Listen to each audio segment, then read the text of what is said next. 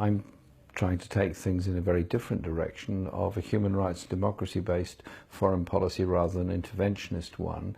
You have to have a process of first of all, challenging the human rights record seriously of those countries involved. We're incredibly selective on human rights issues in Britain.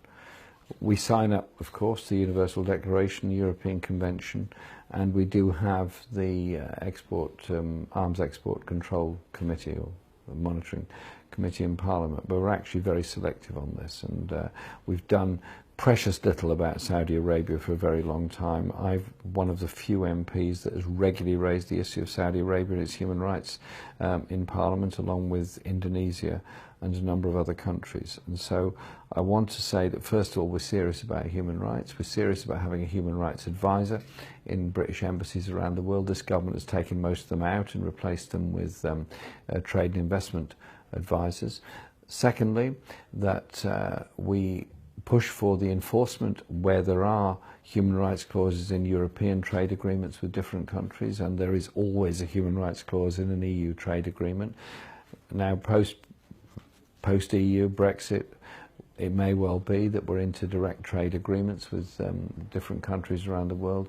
There has to be, as far as I'm concerned, a very tough human rights clause within that. So that sets the narrative and sets the benchmark. The next one is on arms exports, because if we export arms and they are then used in the case of Bahrain to kill people on the streets of Bahrain, well, who's guilty? Who's responsible? Are we not responsible? We knowingly sold those arms, knowing they were going to be used in Bahrain. So is it possible to change these things? Yes.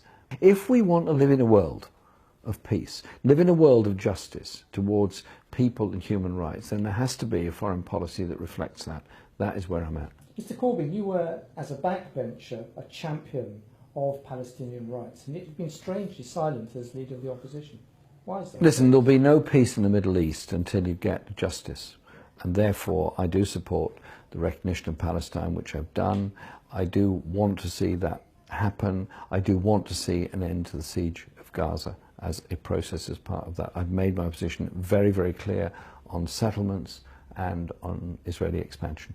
I asserted my position. I will continue to assert my position on that, and I will be developing foreign policy a great deal, and my views, my determination to promote a peace process and peace settlement in the Middle East, which obviously has to involve recognition of Palestine, is something very important to me.